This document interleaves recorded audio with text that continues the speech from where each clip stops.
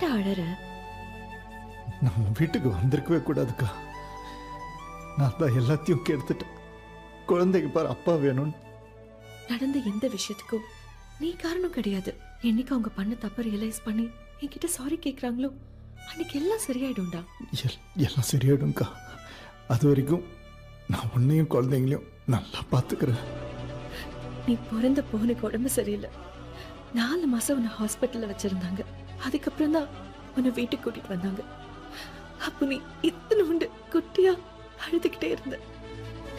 அப்ப நான் அடம் பிடிச்சு உன்னை என் கையில வாங்கி அப்பா அம்மா கிட்ட என்ன சொன்ன தெரியுமா? கடைசி வரைக்கும் என் தம்பிய நல்லா பார்த்துப்பேன்னு சொன்னேன். ஆனா இன்னைக்கு என் தம்பி என்னையும் என் பசங்களையும் நல்லா பார்த்துக்கிறேன்னு சொல்றான். எனக்கு எவ்வளவு சந்தோஷமா இருக்கு தெரியுமா? நீ ஒன்னும் ஃபீல் பண்ண